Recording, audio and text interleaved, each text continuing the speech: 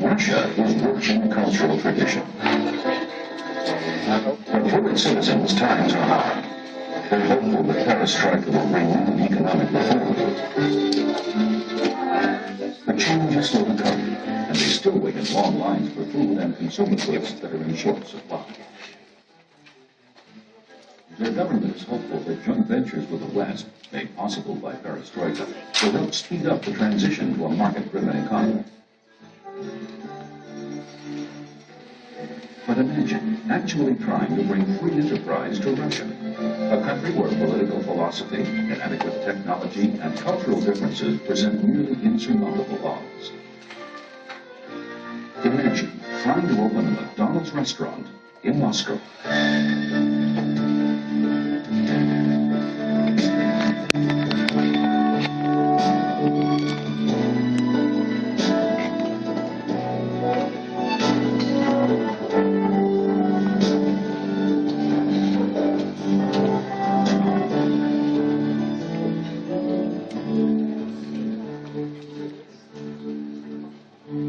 It's 1976, and George A. Kohan, senior chairman of McDonald's Canada, has opened negotiations with the Soviets for the first McDonald's in Moscow.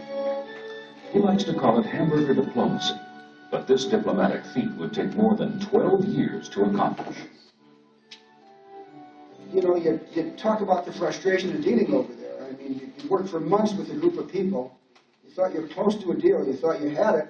You come in the next morning with one or two things to resolve, and there'd be new people at the table on the other side, and you'd say, well, where's Vladimir? We've been dealing for 3 months, and they'd say, well, I'm the person you have to complete the deal with. And you go back to scratch nearly, and so, you know, we hung in and we worked hard at it. We finally made it. This negotiation outlasted 3 Soviet premiers. McDonald's partner in the deal is the Food Service Administration of the Moscow City Council, which runs all 11,000 restaurants in the city. Restaurants that range from elegant dining with china and linen to the not-so-elegant outdoor cafes. There are places to get just a cup of tea, and places where everyone shares the same glass.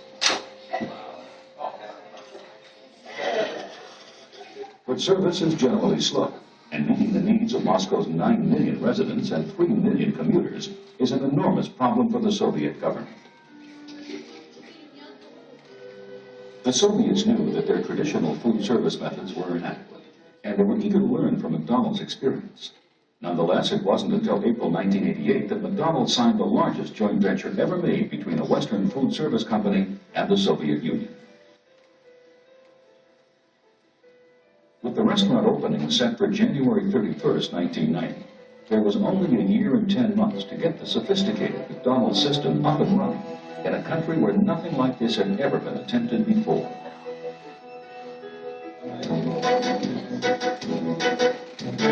In 1988, businesses in Moscow were still firmly grounded in the 19th century. Mark Weiner, general director of the joint venture, was charged with getting the office up and running, a major challenge in a city where it could take up to 6 months just to get one international telephone line. Nevertheless, the restaurant had to open on time, and the other members of the international team each had crucial jobs to do. Kohan and his Moscow partners were responsible for finding the right restaurant site. Mike Geerling, vice president of purchasing for McDonald's in Germany, was brought in to find supplies of high-quality food that would meet McDonald's standards. Jeff Godden, head of operations for McDonald's Moscow, would oversee all the details of running the new restaurant, including hiring and training its Russian staff. And Dick Manthey, an American construction engineer, would supervise the building of a food production and distribution center, where local food would be turned into the McDonald's fare known around the world. All this in a country where most joint ventures have failed, but where McDonald's seems to have a fighting chance, according to Marshall Goldman of Harvard University. McDonald's is different. Going back into the roots of the system. If it works and it spreads and it's not going to be just for the party elite, it's going to be for the masses. This, for Gorbachev, will be one of the first concrete steps he's had towards moving towards perestroika. The joint venture partners selected a restaurant site then occupied by the Café Lyra, centrally located on Pushkin Square, and demolition began. The Lyra served 200 people a day. The new McDonald's would serve over 25,000.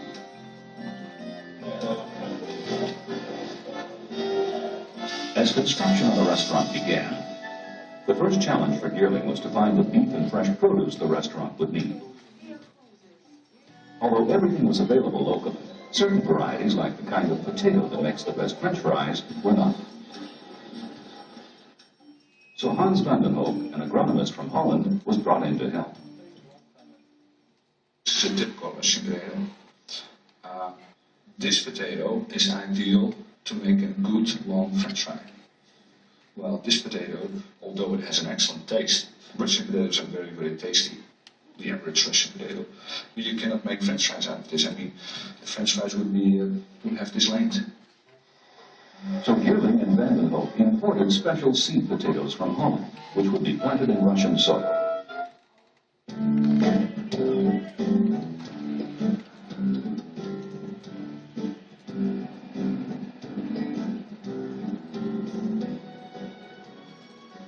For the first time, McDonald's would put all of its food processing operations under one roof in a building the size of 3 football fields. The land was provided by the Russians, but because it was outside the ring road, an off-limits area for foreigners, getting non-Soviet contractors to the site required extensive negotiation. Free travel to foreign specialists in this country. While such complicated problems were being worked out in Russia, 4 Soviet manager trainees hired by the joint venture arrived in Canada to begin 9 months of intensive training. It was their first trip to the West, and they arrived exhausted and overwhelmed.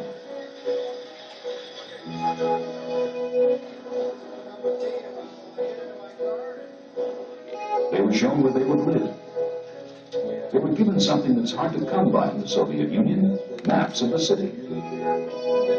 They got their first feel of hard currency. They were introduced to modern appliances like the dishwasher. And they went shopping at a Western grocery store. You like cookies? Yes. Okay, we'll get some cookies. They were amazed at the quantity and variety of food, but the packaging was confusing. You see all of the products wrapped in different paper packets.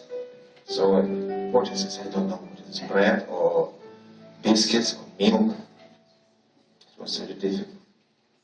But their first experience at McDonald's, behind the counter, was even more difficult. Vladimir Zurkowski, Hamzat Milatov, Mikhail Shelznov, and Georgy Smolyevsky had a hard time keeping up with the North American crew and the teachers, though their enthusiasm never failed. For McDonald's, I have never walked so fast. Only when I played soccer or tennis. It's like sport. With only 2 weeks of training behind them, they couldn't be expected to get everything right.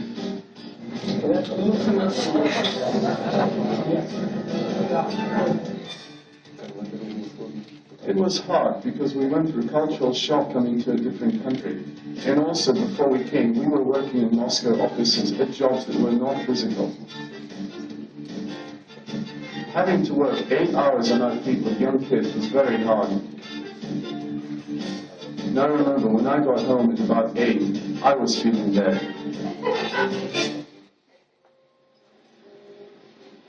Back in Russia, Hans van den Hoek was ready to begin planting the imported seed potatoes when he ran into a major problem with the chief of the collective farm. We wanted irrigated land, and he said, yes, you will get an irrigated land. One day before planting, the leading agronomist, the chief agronomist of that software said, irrigated land? No irrigated land for you. We said, yes, definitely. It's an agreement between the chairman and McDonald's. And he said, no. All fields under irrigation are planted already with other crops, and we have no irrigated land available. We couldn't solve the problem. It was too late in the season. We had to use that field. So we simply planted non-irrigated. Without irrigation, they were forced to depend on the Russian summer, and suddenly their ability to produce enough potatoes was seriously in question. In North America, the 4 Russian managers were now well into more than 1,000 hours of training at Hamburger University. Training that stressed McDonald's style of employee management and the importance of friendly customer service. They even tested their new knowledge at the Sky Dome in Toronto, home of the busiest McDonald's in the world.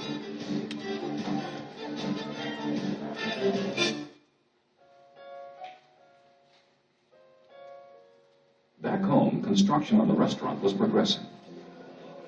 This McDonald's will have over 6,500 square feet of space. It will cost $4.5 million to build, and it will seat 700 people at a time.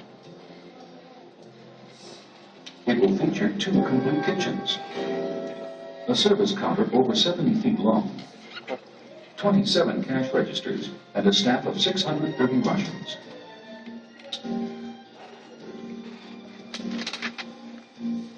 Only a few months remain before opening day. The question on everyone's mind is whether they will be ready to open on time.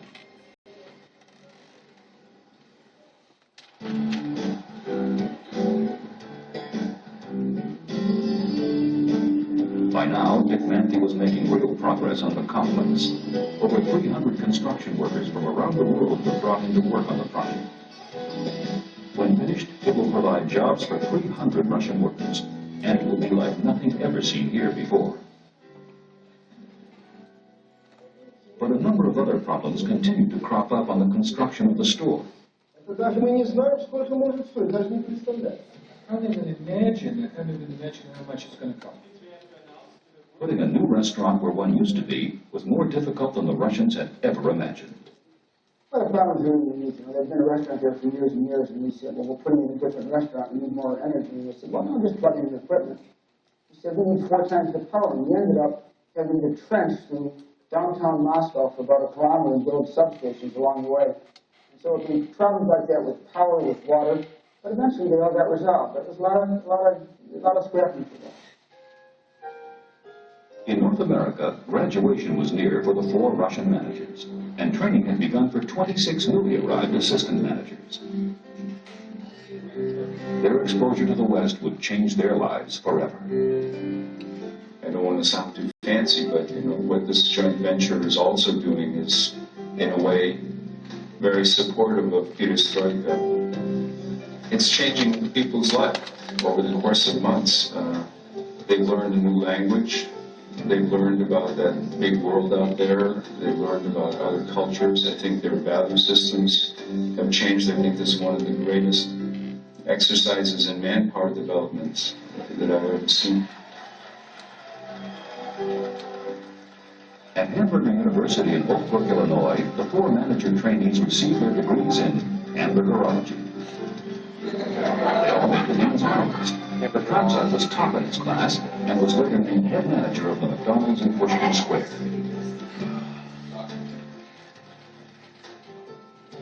At a press conference just before their return home, they expressed their eagerness to meet the toughest challenge of all, taking what they had learned and making it work in the Soviet Union.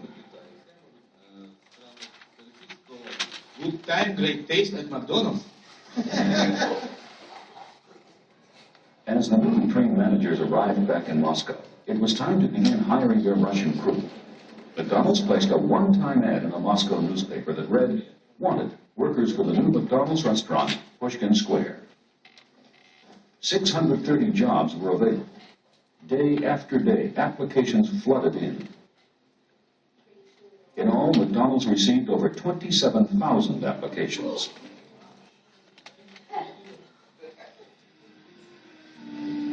The potatoes had grown well over the summer despite the lack of irrigation, and harvesting had begun.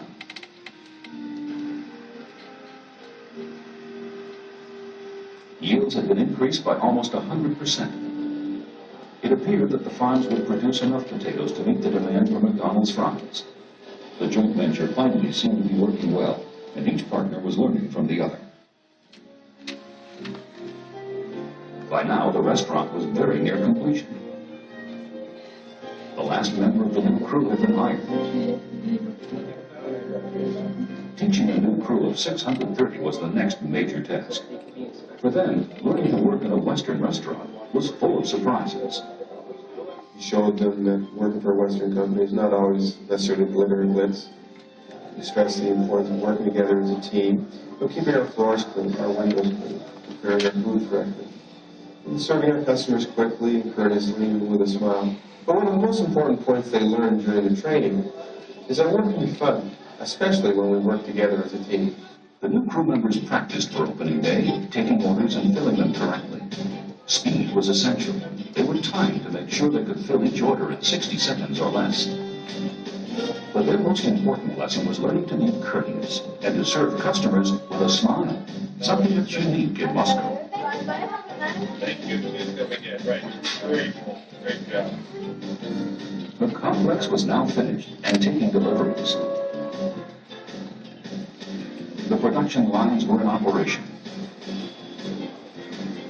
Even the French fries measured up to McDonald's standards.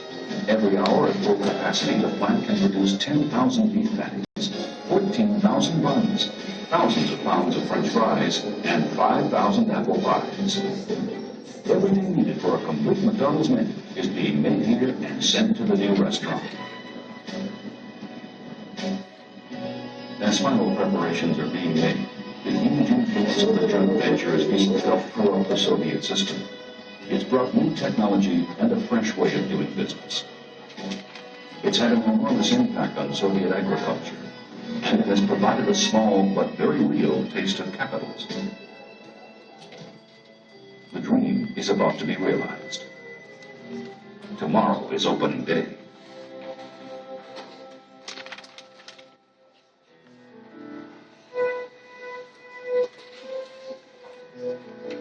January 31st, 1990.